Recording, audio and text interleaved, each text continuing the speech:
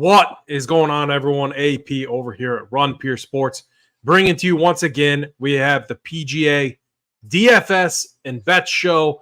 I'm adding SaberSim to that list. We're going to do a screen share. I'm going to pull that up here in just a little bit. First off, hit the like button, hit the subscribe. We absolutely appreciate it. We ran a contest last week. A lot of you did a great job participating. I appreciate that. And, I thought it would be most fair to do a randomizer. And so the winner's already been decided. I'm going to pull that up here in a little bit. At the end of the show, so here's the other thing too. We're going to do another contest. It's going to be predicting the game score for the Super Bowl. And whoever is closest, and you got to put it in the comments, that doesn't unlock until the end of the show. So you got to be patient. You got to wait once the show's over. If we're boring, if you're tired of us, go do something else. Go hit the bench, come back. And when we're done, post what you think is going to be the game score for the Super Bowl.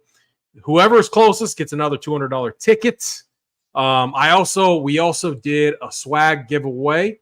The winner of that was my guy, Mr. Hardwork. He's been a long time RPS member. I mean, he was here since inception, like since the very first part of it. But I digress. Snyder, let's bring you in, man. How is it going tonight? Yeah, excited to dive into this event. I love this event. It's one of the wish there was more events kind of like this, a little more of a party scene. The 16th hole is unlike anything else, but excited to dive in this with you, kind of get into Saber and get into the winners as well. Yeah, shout out to the golf team. We had the Wyndham Clark outright. We had, Tony's score was fire, except for he played Max Homa over my guy Justin Thomas. But no, a lot of members did very, very well. It was a fun week, and we're gonna parlay that, and we're gonna have another good week this week. That I know. So Snyder, let's bring the screen share up. Here we go. And before I get to that, let's get to the winner. So last week's winner. It would be great if he's in chat, but he might not be. So I use this randomizer. I'm going to bring it up. So you can see here we had 32 people that were entered. I appreciate all 32 of you. I left out any staff, any RPS staff, so they did not, they were not eligible to win.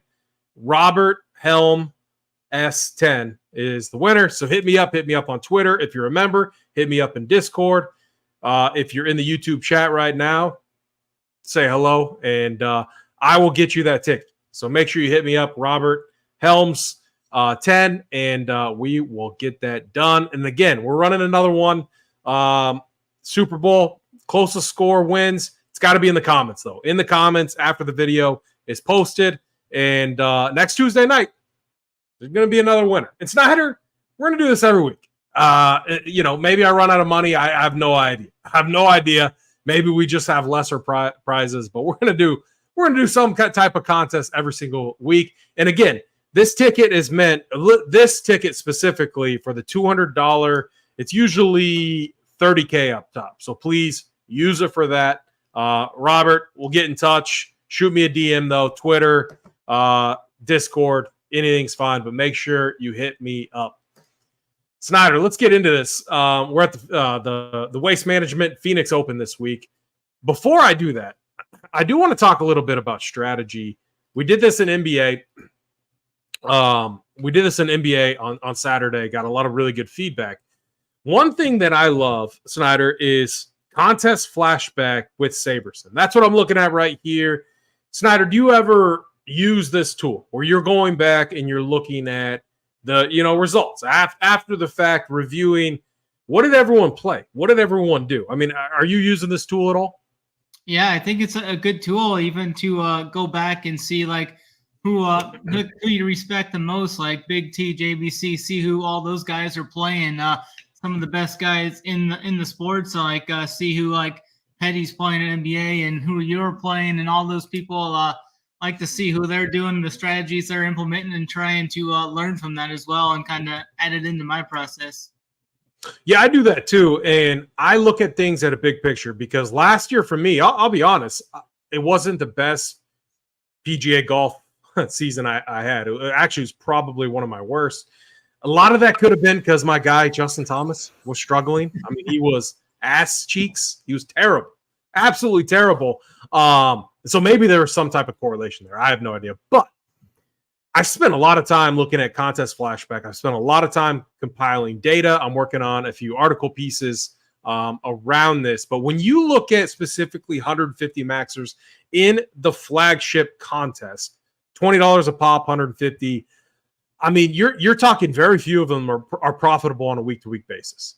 The bankroll that you have to max that contest on a week-to-week basis is very, very large. Like active bankroll, I mean, you're talking six figures plus. I'm serious, because when I look at it, it's like 90% of 150 maxers in this contest typically are not profitable on a week-to-week basis. Now that, to be fair to a lot of those people, they're not looking at it on a week-to-week basis. But a lot of us, a lot of members, we do. And so I've been working on a few strategies that I think are really good for your average kind of bankroll, your medium to average, bankroll type of players. And it is, if you're targeting this type of contest, and look, why are we targeting? Our guy Donkosaurus, very good poker player, Corona Poker Club legend. I think he maybe got kicked out for being too good. Shout out to him though. 3 entries, and he shipped that 200K. Very, very impressive. My strategy has been, I'm typically around 20 to 45 builds in this, and I have a very concentrated core. I want 3 guys typically right around 75 to 85%. And then from there on, I open up the player pool just a little bit while I bring up my exposures, because you can do that. You can go look up, anyone that, if you have Saber, if you have it through us, you can do that. You can pull this up and you can see what everyone else is doing. So it's all public information. Snyder, talk to me a little bit. I know you're a big 20 max player. Does that kind of align with you and what you're doing, or what is your typical process strategy when you're building for 20 max? Yeah, for like 20 max, I kind of like that $3 20 max. I kind of treat it as one sole contest for that. So I like to lock 2 or 3 guys, at least 2, usually 2 to 3 guys in that, and try and, if I hit on those 2 to 3 guys, I got a ton of outs to get up there.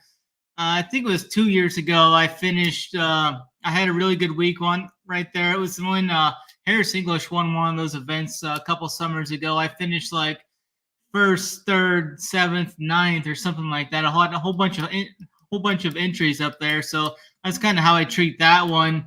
But I think I kind of do similar to you in the $5. I like to put 40 to 50 teams in that $5 tournament and kind of spread it out a little bit more. And then I'll have another separate build where I put the full 150 into the mini max and try some different strategies out there as well. It's just so smart. And again, there are many different strategies for PGA DFS. And I'm not here to make an argument of which is right. Okay. That is not what I'm trying to do. I'm trying to explain what fits best for me and what I'm trying to accomplish. And because a lot of strategies out there are, let's embrace variance. Let's play a lot of golfers. Let's spread it around, and let's just hope the chalk fails. And a lot of sharp players do that, and that's fine. I think you're going to experience a lot of down weeks on a week-to-week basis. You're going to have a lot of weeks where you're returning 35, 37, 30, 40% of your buy-ins. That means you are losing on a week-to-week basis. And so what I've done is kind of trained my way of thinking, and I like to go less builds, and I like to go more concentrated core. You can see that right here. So this event, I'm pulling this up, cherry picking, because I had a very good week. My first 2 weeks of the PGA DFS season were both very, very good. I was had a live sweat for the 200K, which is always really nice. But you can see right here, what's one of my rules that I already stated? 3 players I want to be very overweight on, and then from there on, I want to spread it around. So JT Poston, Eric Cole, they were kind of my core, and that is a lot of my strategy. And the reason I bring that up and the reason we're starting with this is because we're going to go through this. We're going to go through this for the Waste Management Open, and that's what we're going to do right now. But again, if you have any questions about contest flashback through SaberSim, I think it's such a great tool. Hit me up in the Discord, hit Snyder up, and we will walk through it. Snyder, I'm going to pull up this week's contest. While I'm doing that, give the people a good course overview for this week at the Waste Management Open. Yeah, we're here at one of my favorite events of the year here in Phoenix for the Waste Management, aka the People's Open here. TPC Scottsdale is a par 71. It's going to measure 7,261 yards with larger fairways here, measuring right around 30 to 33 yards wide on average. Golfers will see larger greens here as well, just over 7,000 square feet on average. These mainly POA greens do have some Bermuda in it, but they've talked about them mostly being POA as the years keep going. And then so these greens can be much faster than in better putting surfaces than we saw the POA that they played in Cali. So much faster, much better rolling greens here for this event. The greens will be running right around 12 on the step meter, and while they're larger greens, only about 10% birdie opportunities were inside 8 feet, and only 16% were inside 15 feet. Now, this is usually because of pin placement and the course playing dry and fast, or firm and fast. But they have been getting a lot of rain recently, and there's more in the forecast for this week. So I think the course is going to play much softer, more receptive to these golfers this week. So I think they're going to be a lot closer shots. So maybe putting is a little more, maybe more of a useful here than it usually is here. But it's been a ball striker's paradise. So with these softer conditions, I think we see more scoring. Now bring in some more of the putting into the mix there. I think this is a driver-heavy course here, mainly looking at good drives, as you need to keep the ball out of the dangers here with the water in play, the cacti, the desert, the rocks, the bad lies, everything that comes with getting off track here. Most approach shots will be coming in from right around 150 to 200 yards. Golfers are going to see six holes with water in play as well. 140 balls found the water last year. So, but with it being a little softer, maybe that number comes down a little bit this year. Elite finishing holes here, though, 16 through 18 is like unlike anything else. Then we've got 2 par 5s leading into that on 13 and 15, where you can make some shots up there. The par 3 stadium hole speaks for itself there. And then you got 17 there, the risk reward drivable par 4 with water on the left-hand side. And then 18 has water to the left, and then the pew bunkers just above the water there as well. So it's a great stretch of golf. I love it. Some key stats we'll be looking at this week: strokes gained approach, off the tee, good drives, opponent opportunities gained, bogey avoidance, and then around the green play. Yeah, very good. I'm typically targeting ball strikers. You know, that's something that's definitely going to pop. I mean, people have been talking Justin Thomas all week. Snyder, I do got to say or ask, my connection's fine, right? I'm not going in and out. I think you're good. Yeah, is mine good? All right, I think so. So, and again, chat, tell us if something is off. My AirPods was like popping. I have no idea. I'm getting old. I'm getting so old. I mean, my kids just make fun of me and whatever. And battling a little cold, so I don't have my normal whiskey drink. I'm drinking water. My guy JSU would be proud. Chugging down this water. But we're getting through it. Very good course breakdown. I want to dive into this. So here's what I do. So this is what SaberSim looks like. We're still going to go tier by tier. We're going to talk about the different golfers at a very high level. I want to show the people a couple things. So this is one feature I love. And again, I'm going screen by screen. Hopefully you can see this. Base build, my main, and then we're going to do like a live build as we go tier by tier. Let me just show the base build real quick. I love doing this. Here's the settings I use. I combined our projections, SaberSim's projections, and I use Sim Diversity 1 when I run this. That basically simulates a cash type of environment. And then I use a min salary, basically 49,700, pool of 5,000. This takes a little bit of time to run. When you run it, I've already done that. And then I sort, when I have my lineups, I sort by highest projected. So we are... Where are we at? Projected score. There you go. I already ran the contest sim. So when I sort by projected score, this is the crazy thing with this. So I'm getting 93% just. Now, again, these are my projections. I promise you, everyone, these are not my projections, but I'm getting 93% Justin Thomas. What was incredible is I'm getting not a lot of Scotty. A lot of that has to do with price or whatever. And then the other thing too is 49 golfers for me and how I play is too much. Okay. And so that was the other thing that popped for me when I ran. And so why do I do a base build? I do a base build to get an idea of kind of the slate contest or context. I like to see kind of where the field is going to gravitate, or at least what the Sims think is going to happen. Let me do that too. So we did this. So I ran a contest sim. I wanted to see how it looked, and that's what I have right now. When you're running the contest sims, I always run by risk adjusted, where you're looking at return on investment. What does this do?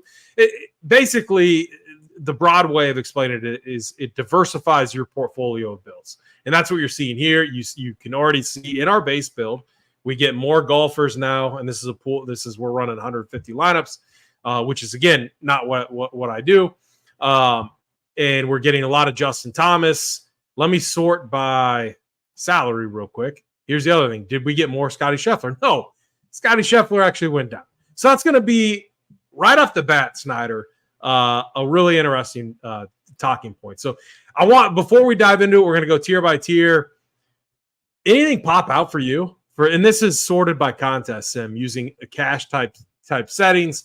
Obviously, our projections probably not final yet, but I use this putting in the projections that I have. Anything surprising to you?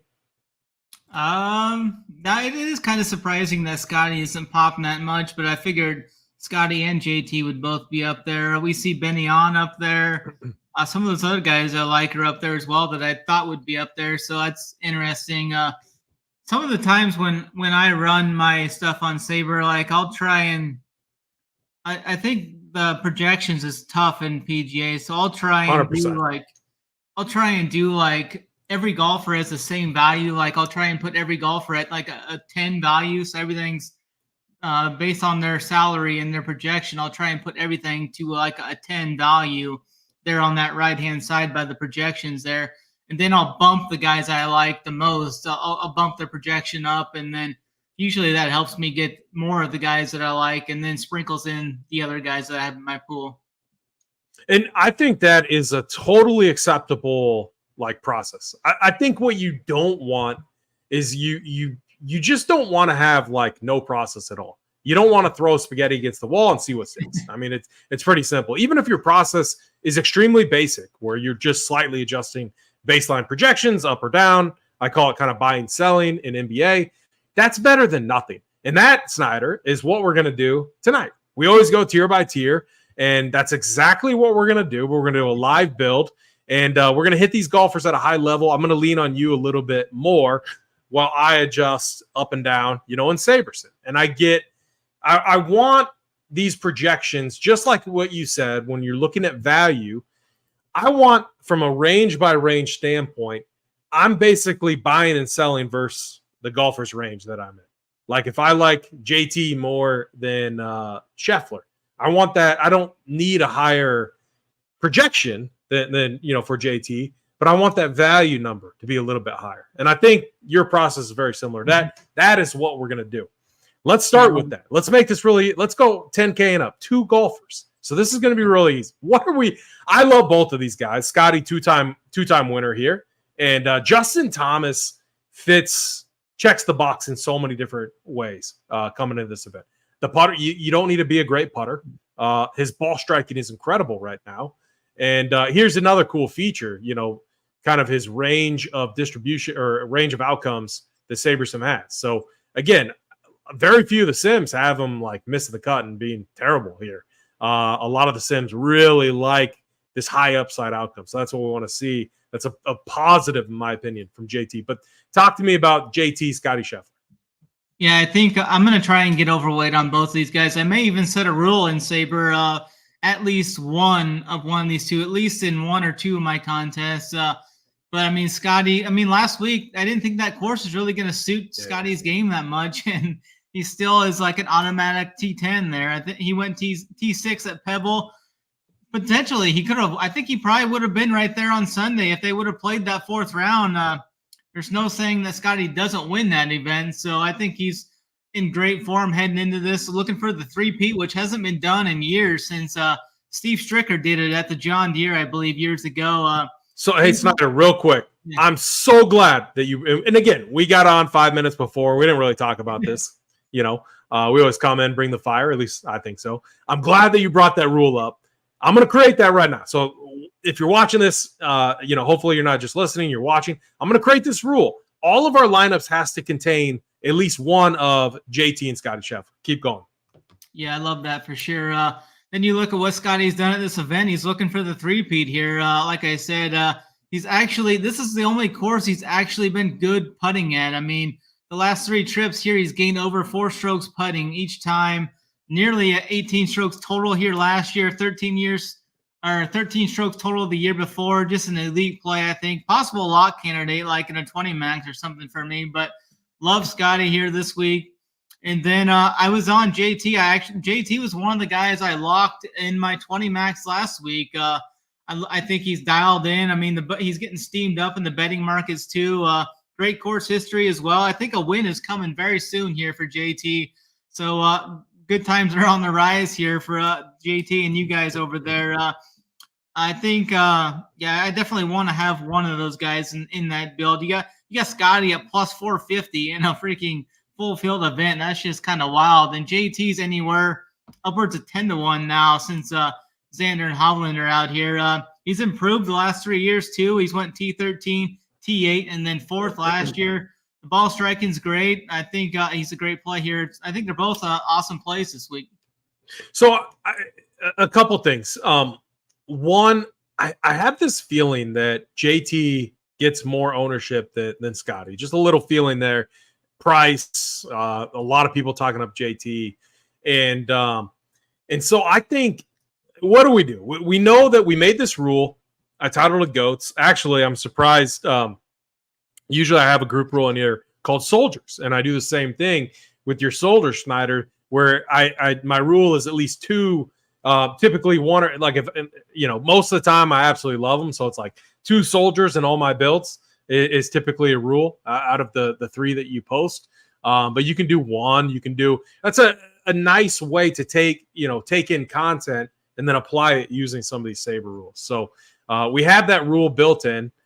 We are good to go there. Here's what I think. I think we bumped – so here's what I did. We know from our base build at Scotty's projection, we're not getting a lot of it, okay? So I already bumped him up well over his base, or well over his base projection. And then I bumped JT up a little bit too. I'm going to look at this value number. Let's just bump him up. Let's get him a little bit over JT. Is that fair? I think that's fair.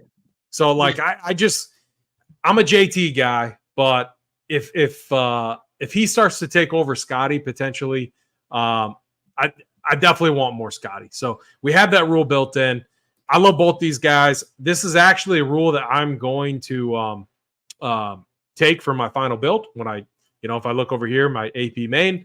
So this is going to be a rule that I actually use. I want one of JT or Scotty in all my builds. Let's go to the 9K section. Wyndham Clark, Sam Burr. Quick one thing. Do you ever look at like past results for projections for anything? Like just looking at the last 2 years from Scotty, he's put up 133 and 130 points at this event the last 2 years. Sometimes I'll kind of incorporate that in the projections if I want to boost a guy or something like that.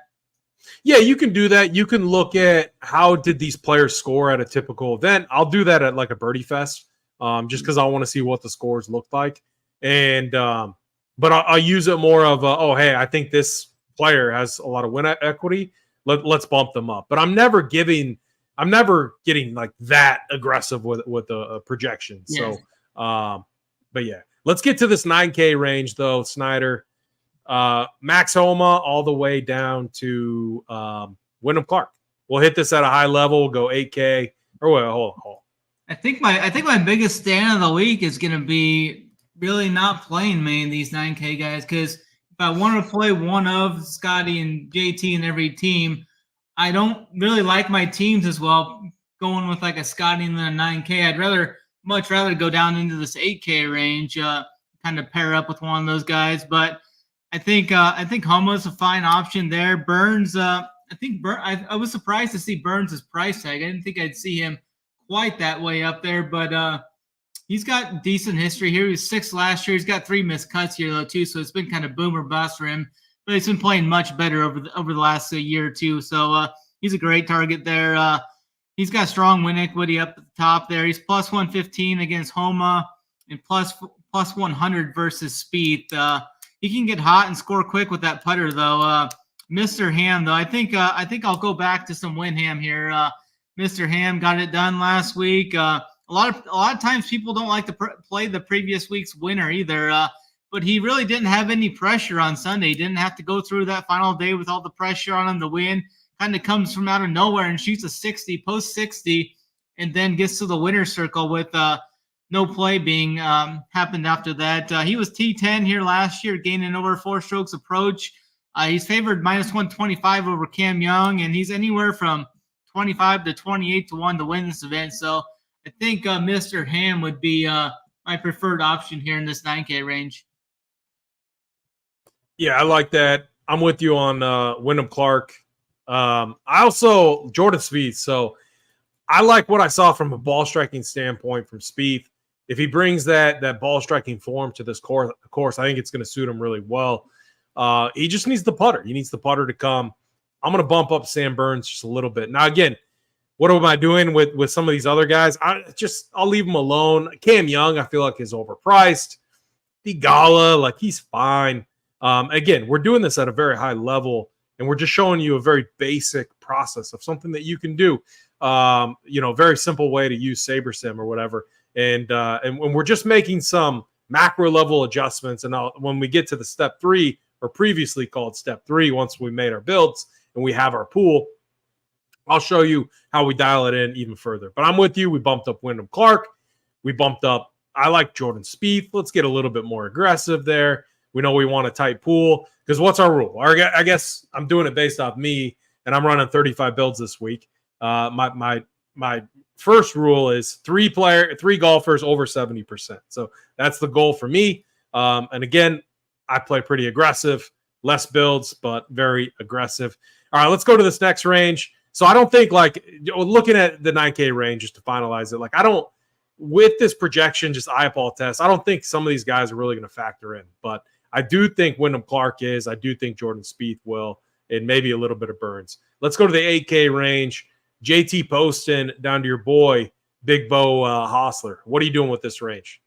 Yeah, I love this range. I think there's just as much win equity here with these 8K guys as the 9K guys. Poston, I think JT Poston should be in that low to mid 9K range. He's made 4 or 5 cuts here. He was 11th in 2021.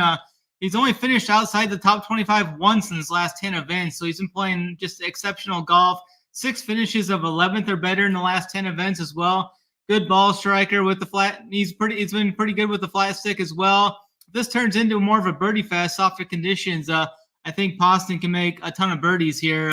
He's even money versus Fitz, and he's plus 100 versus Sungjae. So I really like to go right back to my guy JT this week. His price is up there, but he was 9K at the Amex. He was 9K at Sony. He was 9.3 at the RMX. He was 10K at the Shriner. So I like the little bit of a discount we're still getting on him there. And Benny On, he's been one of the guys that's gotten the biggest steam from outright standpoint. He's all the way down to 25, 27, depending on where you're getting your numbers at. I think he's 25 at MGM, 27 at Circa. He's just been a great ball striker, hit or miss with the putter, but he's actually been putting a little bit better as of late. So definitely going to be back on Benny On here. He's minus 125 against the next guy I was going to talk about, Minwoo Lee. I like the upside that Minwoo brings. I think this is a great spot for him as well.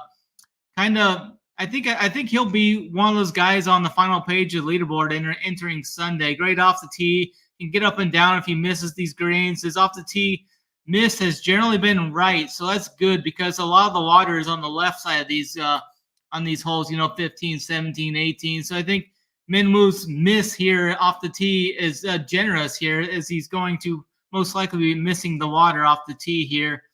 Eric Cole's been a guy I've been playing since last summer. No reason to jump off. Now he showed heart too. He battled back. mean, it was looking rough there for him when he was 6 over on that 4-hole span, but he buckled down, showed some heart, and ended up shooting under par on that round still. T14 last week with that 4-hole stretch. He could have easily been inside the top 15 if he avoids a few mistakes there. Strong ball striker. The putter can get hot. Him and Hostler are both minus 110 against each other, so that's a good even matchup there. Hostler started to turn the corner last year, has carried it over into 24 as well. The ball striking's been solid. It's a little up and down last week. Still finished T14. He has great short game. 5 of his last 6 events have been inside the top 15, so I'm just going to keep going back to Big Haas there. I like him. Hideki, I like Hideki more so as like an outright bet, but he's got good course history here. The game's just been a little bit up and down. I don't know if I'm going to get there. If I have room, I'll try and get there, but I'd rather play like Adam Scott. Had a strong end to 23, started 24 strong, T5 at the Bermuda, and then 3 straight Euro events, T7 or better. And then he did struggle a little putting last week, but he was top 20. And Adam Hadwin looks like another strong option in this range. It's a lot easier to play a lot more of these guys than I think than the 9K guys. So I'm going to be leaning on this 8K range quite a bit. I think Adam Hadwin's another good option here. He's better to finish the last 3 years here as well, finishing T10 last year. I'm torn on Hadwin. What did you talk about Tom Kim? I didn't hit on him. He was a kind of a. What are the matchup? What do matchups say on Tom Kim? I'm really torn. Like just to echo what you said, I love Poston. I love Benny On. Minwoo Lee. I'm a buyer on Minwoo Lee. Like he's good. He's talented. I think this environment will be fine for him. Same with like a guy like Tom Kim. I agree with you. Go ahead. It's basically just even money with those two, like minus 113, minus 107. We'll give this right. What about Ricky Fowler? Previous winner here, right? Yeah. He's no flower power. I mean, he's minus 110 versus Shane Lowry. All right, let's bump. I love this range too. I'm glad you brought this up. I think that I could see a lot of builds, and again, we're doing this at a very high level.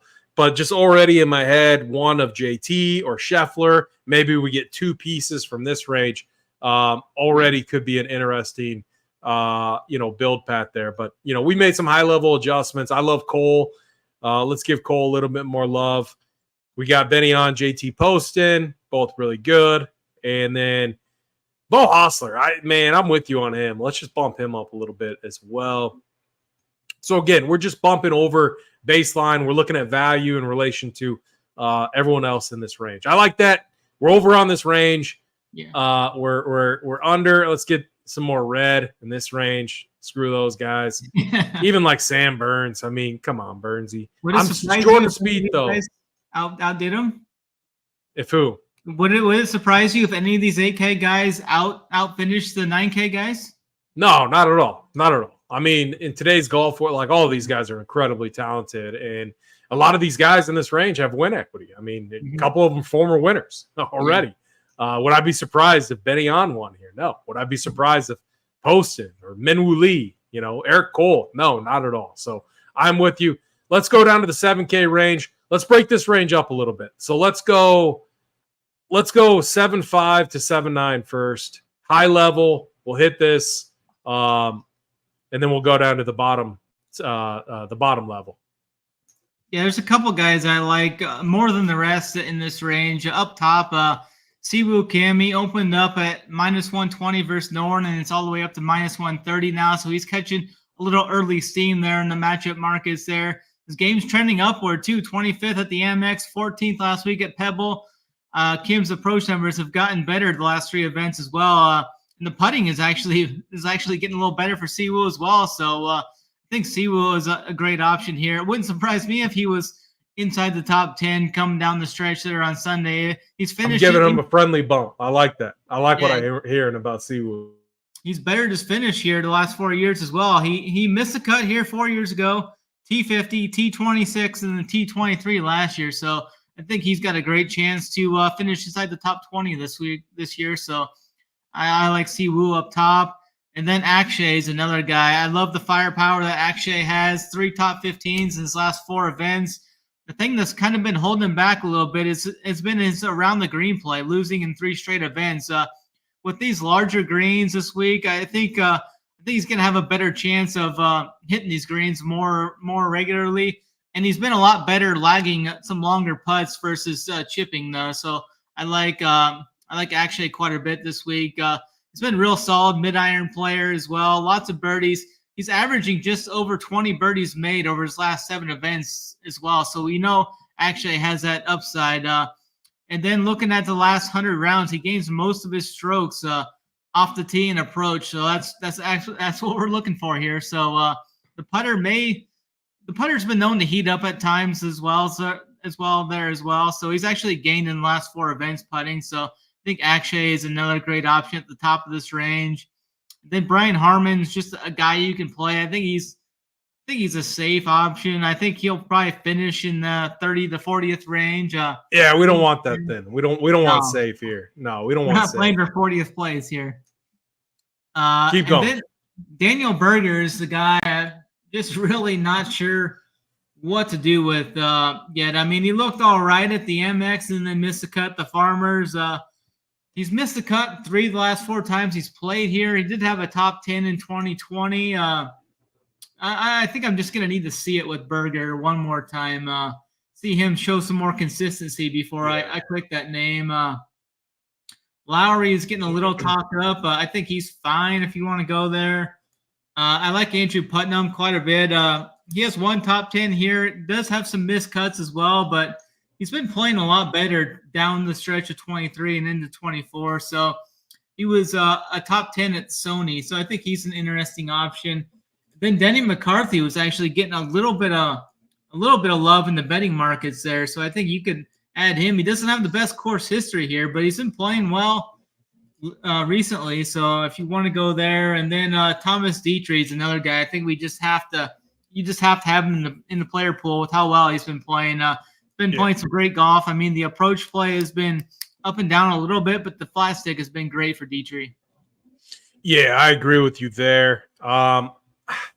Grillo, like Emiliano Grillo, he's a ball striker. He fits a lot for me. I'm going to bump him up as well. Harris English, tough courses, I guess, when you think of Harris English, he's so great off the tee, very straight driver of the golf ball. What's his history here? Do you have that up? Yeah, just a second. Because I kind of want to bump them up a little bit. And again, these guys might not factor in. And again, we're doing this at a very high level. And because after the builds are made, there's a lot more that I typically do. I do a lot of my work actually in that final once I have my pool of 5,000 built. I think I'm going to be off Harris English this week. Okay. Screw Harris English. And then he's missed 3 missed cuts in his last 4 trips here. All right, let's go to the 7,400 range. And again, some of these guys that I like to trim my player pool, and so you'll see me kind of Xing out certain players. I do that more so too when we get to that final step as well. But 7.4 all the way down to 7K, and I'll scroll down as we're going. I think we got to go right back to Hubbard. He was great. Big T got me on him some last week. He's been playing good. He's better to finish the last 4 events, 57th, 47th, 20th, and then top 5 at Pebble last week. So I'm going to go with some Hubbard there for sure. I think I missed Connors in that 8K range, but I think Connors is a good ball striker. I forgot to mention him. I got him. You're good. Okay, cool. With Mark Hubbard there, he's been good. I think he gained some traction this week, but I think he's a strong value option here. 7.4, good price tag for him. I generally like to play Hubbard when he kind of heats up as well. He'll go through these ups and downs throughout the year, and I like to play it when he's on the ups because he usually strings together, 3, 4, 5 good events in a row. So I want to be on Hubbard this week for sure. And then Kevin Yu is another good upside target. He's a guy you always have to have in your pool, I think. He's had a couple of good finishes, like a T6 at the Farmers and a T3 at the MX. And then last week he had a horrible putting week there. He lost over 6 strokes putting, finished T58. So Kevin Yu is definitely an upside tournament play for sure. The ball striking was great though last week. He gained over 5.7 strokes with the ball strike, and just the putter just held him back. He's plus 100 against Putnam this week. I think Kevin Yu is a guy to have in the pool. Taylor Moore is always a guy I like to have in the pool. He finished top 15 here last year as well, so I'm a Taylor Moore guy, so I'll have him in there. I think like Hoagie and Shank. Kurt Kitayama is a good upside play. He was top 25 here last year. He's a guy that's got some good upside too, so I kind of like playing him. Generally isn't the best putter, but bad putters have done well here, so I think Kitayama is fine. And then I'll probably have Austin Eckroat in the pool as well, that 7K flat. Who? Austin Eckroat. Eckroat. Okay, very good. In the pool. He's got a couple decent finishes this year. Yeah, we'll give him a bump up. There's a lot of guys that might not factor in. I mean, Kuchar, no.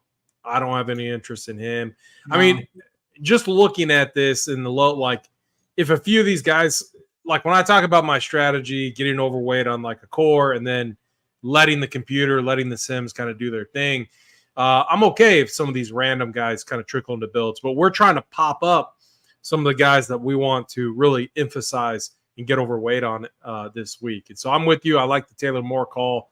Kevin Yu as well. Like Glover, no. Like I can't play Glover. I'll bump him down. And step 3, I might even just like X him out. I'm trying to like Billy Horschel, no.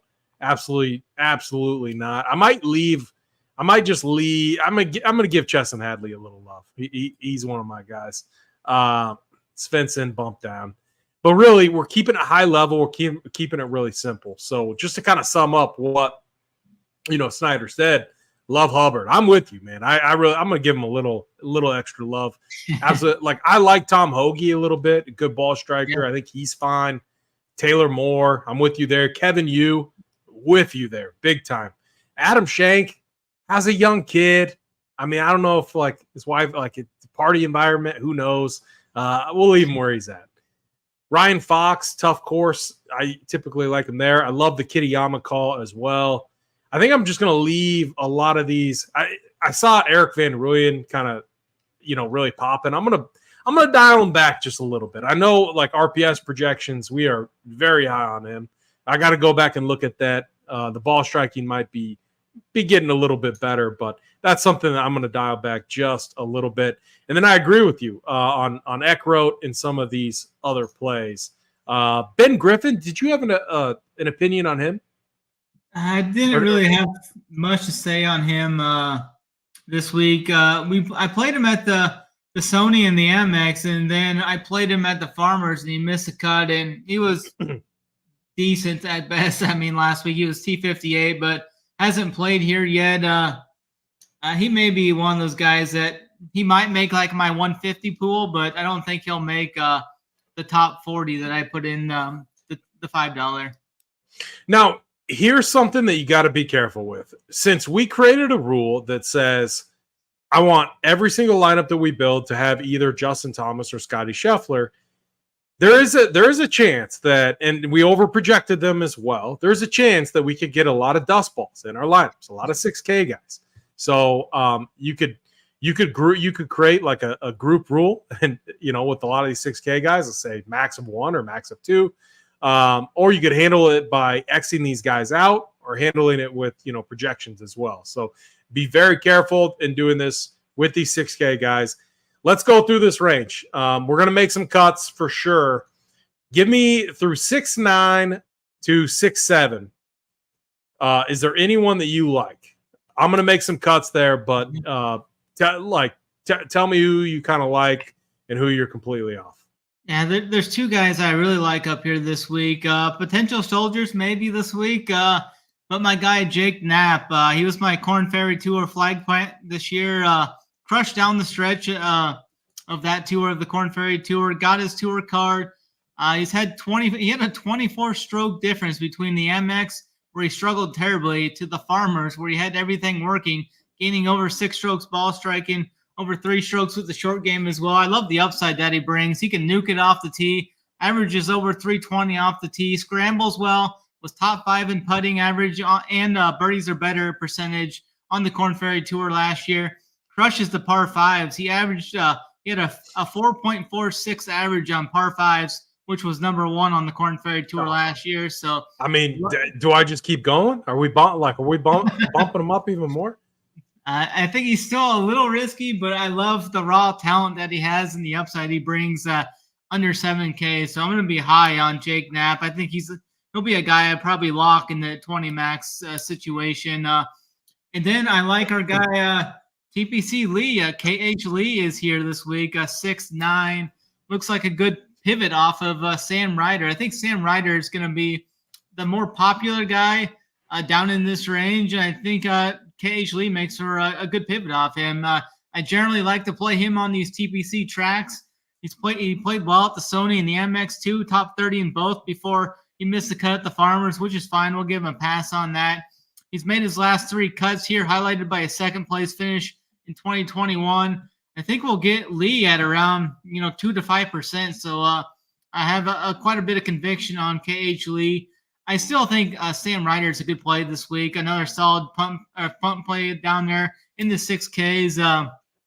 And then, so just one quick comment too, like with my rules and what I'm trying to do. Just someone might be asking, well, could a 6K guy or an upper 6K guy for me fit into that kind of core, like the 70 to 80% range? On a week like this, if I'm getting like 70 to 80% Scotty Scheffler with how I play and how aggressive I like to be, if I feel very good about that golfer, I am willing to this week, just because it could make the Scotty, the JT, and maybe even a Scotty JT build, work together. So like for me, it's not out of the equation at all. Like I could. Maybe it's your boy Jake Knapp. Maybe it's KH Lee. I love KH Lee on tracks like this one. So I'm with you. But keep going. Yeah, KH is a strong play this week, I think. I think you can still play Ryder, though. I think Ryder's probably going to approach like double-digit ownership down here, but he's a good play. He's made the cut the last 5 years here. Finished T20 last year. His best finish edging out the T23 he put up in 2022. The flat stick hasn't been cooperating with him this year as he's lost all 3 events. -2 putting last week, so that's the one thing that kind of holds him back. But like we said, putting isn't that needed here at this event. But, I mean, that could change, though, if we get softer conditions. People are able to flag hunt more this year than they have been in the past. Like, I think there was one time they played this under conditions kind of like this. I think the winning score was like -25 or -28 or something like that. That was quite a few years ago. And then Scott Stallings is another guy I like down here. 6.7K, 25th at the Farmers. He was 42nd at the Sony, but he's had good history here. He's went 23rd, 21st, 36th his last 3 years here. He's a strong guy off the tee. Good greens and regulation. So I like Scott Stallings quite a bit. I think what about Brandon Wu? Do you have anything against Brandon Wu, or can I give him a little love, just a little bit? Yeah, he's fine. I think he's looked all right this year. He made the cut here last year, so he had a little taste of what to expect here. So I think he's a fine option too. Yeah. Patton Kizzire, any love for him? Good putter, but he's kind of I'll leave him in there, but I like the Stallings call. I think that's a great call. I'm Xing out some of these other dust balls, and as we keep going, there's going to be more that I just completely X'd out. High level, let's get down to the 6,500 range. So, are you on Mav McNeely, or are you off him this week? I know that's your boy. I'm still kind of thinking about that. I love the price tag on him at 6.5. He's shown flashes of, like, in that event last week. I mean, he'd go and make bogey double, and he'd fight back, go eagle birdie. I mean, it was such a roller coaster watching him play last week. He did finish inside the top 40 though, so yeah, he's fine. Back-to-back top 40s. He played this last year, missed the cut, but I think he's a solid up. I mean, it doesn't sound like you're confident in Matt. Not 100%. So I want to know who Snyder is confident in from 6'7" to 6'5". I found a guy down here that's actually been playing pretty good. Where did he go? because we don't want a lot of this range. I'm gonna X some guys out. Is there anyone that I just can't X out? Because I want to X this guy. Find his price. Justin Lower was a fine punt play. I thought was down here. Definitely want to. He's made 6 of his last 7 cuts. He made the cut here last year, so I think Justin Lower is a cheapie that I really like. If you want to go punting, I mean, you could go to like Zach Johnson if you want. He was 25th at the MX. He's made a ton of cuts here, but I'd rather play Justin Lower much more over Zach Johnson. Dylan Wu, our guy, Mr. Dylon Wu. Yeah, we could probably throw him in there. These guys might not factor in. Like, what about Ben Knowles? I played him a few times. I like his upside. Yeah, he's a good ball striker. I'm not playing Grayson Murray.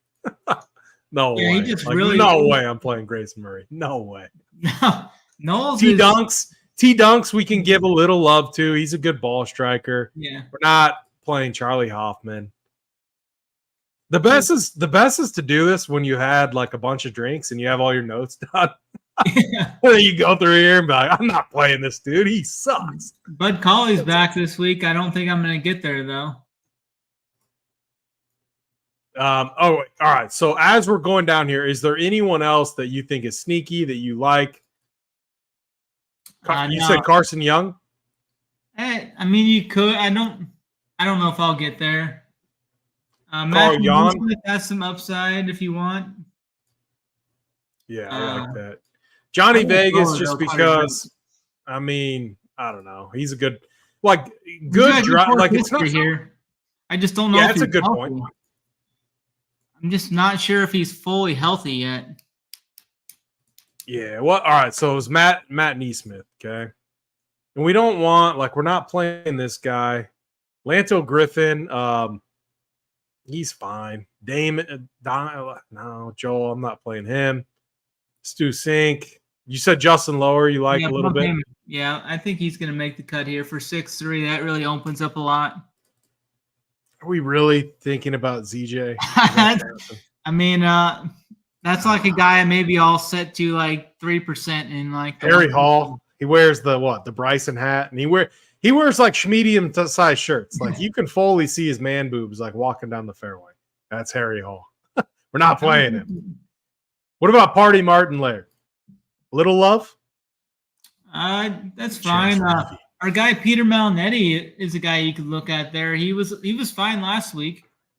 I'm leaving Andrew Novak just like a little bump too. Just because, and Callum Tarrant, he's a ball striker too. Like these are, again, a lot of these guys are not going to factor in, and I'll show you as we go through. I just want to make sure that I always come down here and we're not, unless someone is completely mispriced, we're not messing around with these guys. I mean, it's not, or unless like Hayden Buckley, probably not even him, right? No. I mean, I'm not going to play any of those dust. Streel Daddy, probably not. I think he withdrew, actually. Did he? Okay, yeah, good. Usually, Saber will tell us the status right here. Probably closer to, on Wednesday, we'll know. I'm not playing Ramy this. All right. I think, all right, we have our pool built. We have our bias factored in. We can now create our pool of, I want sim diversity to be pretty high. We're gonna get crazy with this pool of 5,000. I still want, we're forcing in Scotty and Justin Thomas. Okay. A common question that we get is, how much salary is too much in golf? Well, if you're looking at like end optimal lineups that like no one is going to achieve those, because a lot of times they're just wild. You could make the argument to leave salary. I want all of my builds to be fully optimized, and I want salary to be, completely used if possible. So I'm gonna put a very thin min salary, 49,800, and that's typically how I play. And again, we're doing my strategy, 35 lineups, a pool of 5,000. I don't think this will take long to build, but let's see. Snyder, kind of sum up what your thoughts are, roster construction. how you see your builds going this week while this is loading. I've built a couple teams just to kind of see what stuff's going with. I don't mind. I think it's possible that you can play both Scotty. If you play Justin lower, you can definitely play Scotty and JT, I think, because that's going to leave you with you plugging in Justin lower there at 6'3", and those two guys, you're still left with 7,300. So you can go to another guy. Say you plug in Knapp at 6,900. That's going to leave yourself, 7,600 for the last two guys. So I think that's really plausible if you want to stack those two upside guys. Put in a lower he's gonna come in at like 1% owned probably. That's gonna get yourself a little diverse there. And then Knapp, I don't think Knapp's gonna be that highly owned either. He'll be like 4 to 8% owned probably. So those two will help get yourself a little differentiated. Then you can go up to low 8K guys and then a low 7K guy as well, or play KH Lee in that lineup as well. That'll help. Let's see what that leaves us. The other thing, usually this is a little quicker, but I'm using a lot of, like, I got multiple stuff going on right now. My son's probably playing. It's 9:20. Yeah, he's still probably gaming upstairs. A lot of bandwidth being used right now, so it's taking a little bit longer. One thing I'm interested in seeing is just how many combined JT and Scotty builds that we're getting. So one other question I did have for you too, just on the bet side, are there any matchups that are really sticking out for you this week? I was just starting to look into that. I like Poston over Sung J M. Don't let James get to you. I see James. I see the comment from our guy James. It's not Poston. I thought it was Poston. JT Poston. That's what the bit, Mr. Postman. I like him over Sung J. I like him over Fitzpatrick as well. He's minus 115 versus Fitzpatrick. I like Poston there. Let me go with. You got to own him with a bit. So someone also asked. So Steve asked, "Who does Travis Mangone like?" Travis Mangone likes Benny on this week. I actually have no idea who Travis Mangone likes.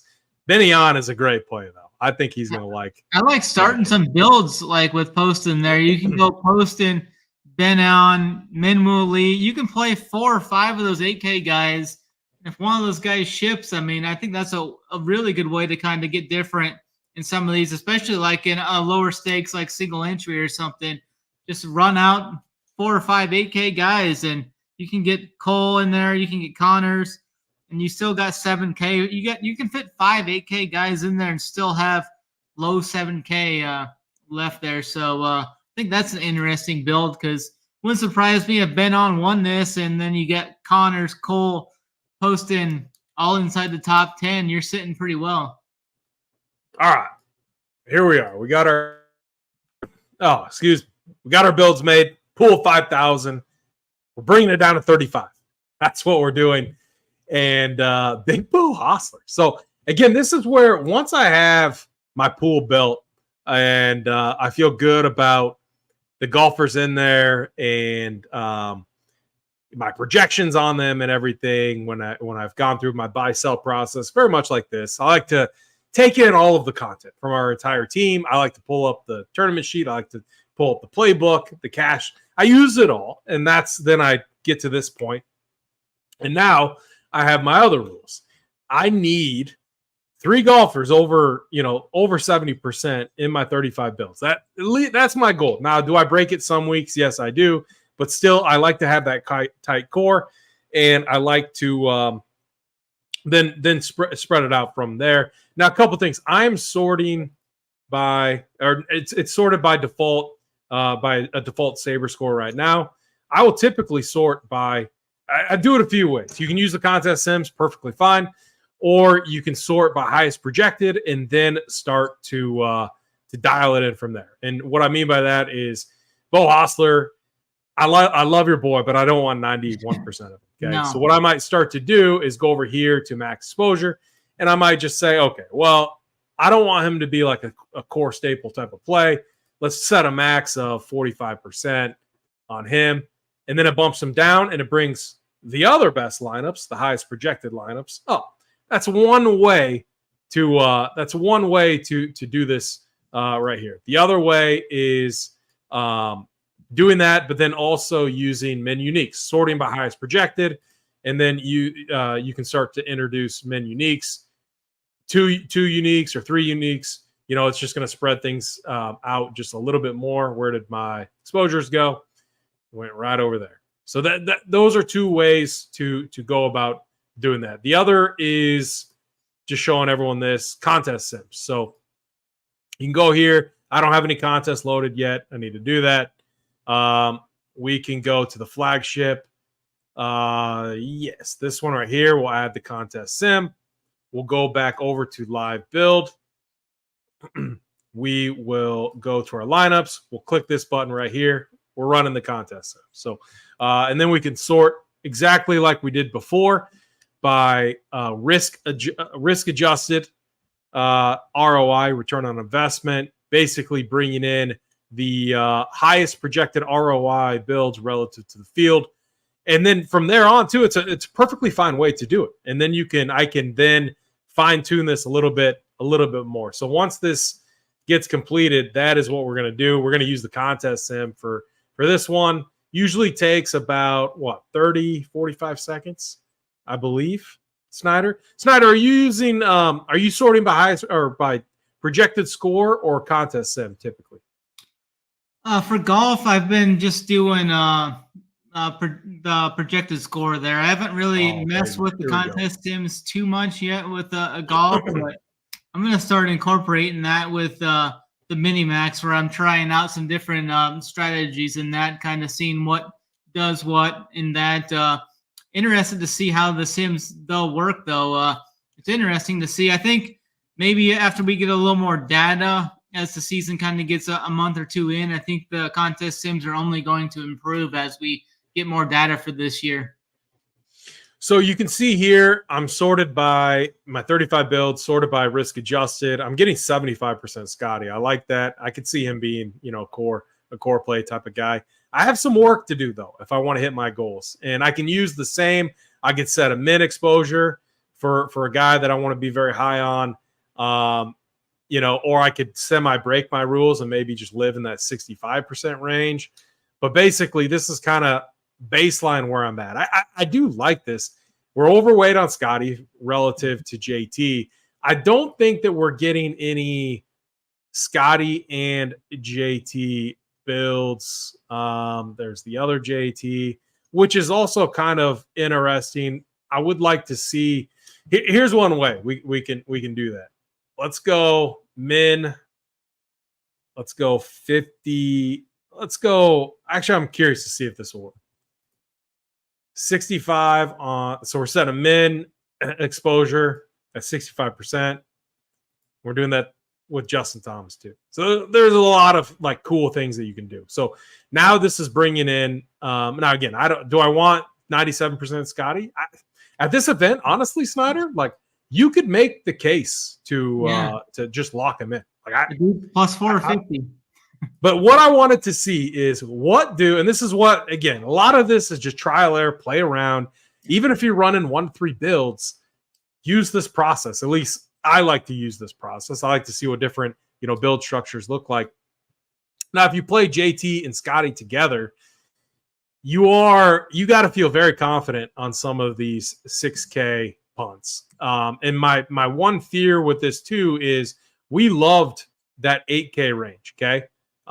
We're not getting a lot of that. We're getting a lot of multiple 6K guys in here. So I don't know if I'm going to lock Scotty after seeing that. I think I like what we had previously, where they were kind of separated out, because my guess is when looking at this, if I just bring up Scotty, we should see more of that. Here's a good example. We should see more. I don't love Ricky Fowler, but we should see more of the 8K range being reflected in there. You would think. So again, there's so many different ways to use this tool to help dial in your exposure. And it's just, I absolutely I have a ton of fun just messing around with this, dialing things down. I do got some work cut out for me though when it comes to tomorrow and tomorrow evening, trying to hit my goal. So I'm trying to hit the 70 to 80% on three golfers. It might be like a Scotty Scheffler over my guy JT, and then I might need to make a stand on a 6K guy and then an 8K guy. So like an example could be maybe it's who's our favorite 8K guy. I just want to try to show an example of how this. Let's do Benny on. Let's just get really aggressive with this. Bump him up. Actually, let me sort by projected score because it'll auto update versus I don't want to have to every time you make a change versus like a projection or anything like that, you got to rerun your contest set. And we're running a little low on time, so I don't want to do that. Constantly refreshing your contest sim. But again, anytime you're making a change to a projection, make sure you're hitting this green button that pops up. Who's your favorite guy in the 8K range? It's Poston or Benny on. I think one of those two guys is. I mean, I like a lot of those guys. So I like Eric Cole. I'm going to keep playing Eric Cole. I'm going to keep playing Bo Hostler. And I'm going to keep playing JT Poston. I mean, those are my three favorite guys, probably with Benny on mixed in. Who's your favorite? Who's your guy in the 6K range? I'm going to make for the show. I'm going to just show kind of Knapp, right? Justin Lower. Oh, I thought it was Jake Knapp. Yeah, you can use Jake Knapp. I thought you were asking for like the real cheapie. Jake Knapp, though, 6'9". Yeah, I like him. We didn't get any lower. Sorry, we got Benny on. Benny on is at 80. I think that's fine. We might as well just go. JT's. Let's just go JT, and let's just do it. Let's just do it let's do it the cheating route. So our flag plant's gonna be JT, Benny on, and then Siwoo Kim. What about Siwoo Kim? Will that work? That will work. I bet it will work. Yeah, he's fine. Yeah, I might. And again, this is a week by week type of basis. My goal for what I'm trying to achieve, like as far as like in my 35 builds, some weeks it might not pan out that way. And I do post my final ownership on the GPP pool or the cheat sheet, and you can see kind of what I did. But again, this is just an example. I hit the metrics that I want with my 35 builds, and I have a ton of golfers. But again, I'm fine with that because I know my core, and that's part of my strategy too. Like I don't mind. I'm taking stands on 3 guys, actually 4 guys with Bo Hostler in there, and then I'm mixing and matching and spreading it out from there. And I, in these builds, I will have mixing and match with a lot of that core, the Mark Hubbards, the Minwoo Lees, the JT Postons. So again, this is just part of my, Mav McNeely, Matt Kuchar. Nah, I gotta X him out. I don't want to play Kuchar. It might be a decent Kuchar week, but you can just see Jake Knapp. So again, 43 golfers might be a little too much for me, but I did hit my goal of getting overweight on 3 guys here. Now, again, is this my final build? No, I got some work left to do to get my stuff fully dialed in, but this was a high-level overview of a simple process that you can take and implement yourself. So, Snyder, we are running up against it right now. Yeah. Let's give our favorite plays and let's get out of here. What were you going to say? I think it's really interesting though with the Scotty versus JT deal. Though, I mean, JT's 1,200 cheaper, but he's Scotty's minus 200 in the matchup, which should be though. For me, my favorite, 2-time winner though. So I mean, I'm with you there for sure. My favorite guy up top. I'm just gonna go away from Scotty and JT because I'm gonna be heavily on those guys. I'm gonna go. Oh, Mikey's in the chat. You love to see it. My favorite, the player I think is gonna win outside of JT and Scotty is gonna be JT Poston. I think he gets it done here this week. 33-1.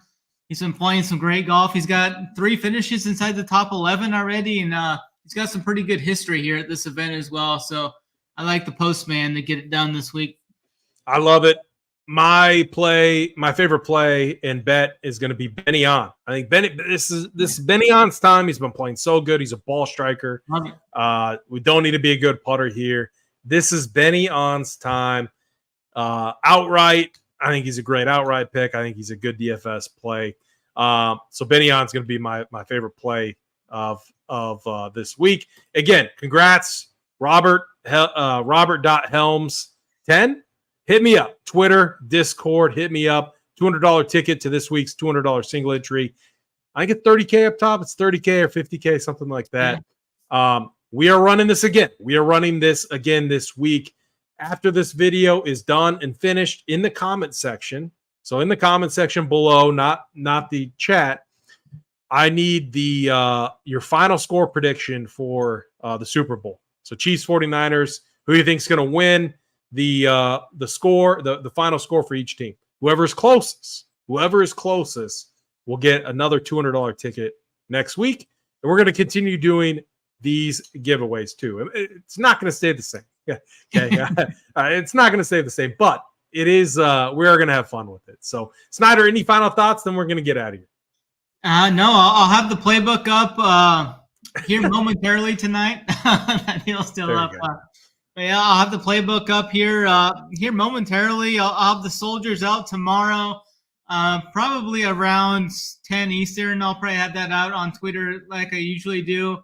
The playbook will be up, the cash chart, all that. Round 1 showdown, and then showdown throughout the whole event will be up as well. So excited for this event. Hopefully we can see all those RPS screens up at the top of the leaderboard.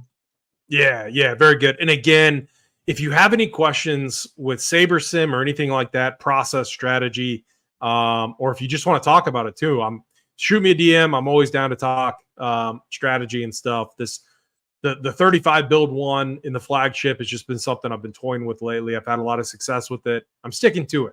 And even when you're running good, it's like I'm so tempted to like up and go, out a little outside of my comfort range. And I'm sticking to this though. Even like if I'm taking a shot, I'm doing it in some different way, basically some different way. So again, this is my strategy. It works and feels good for me.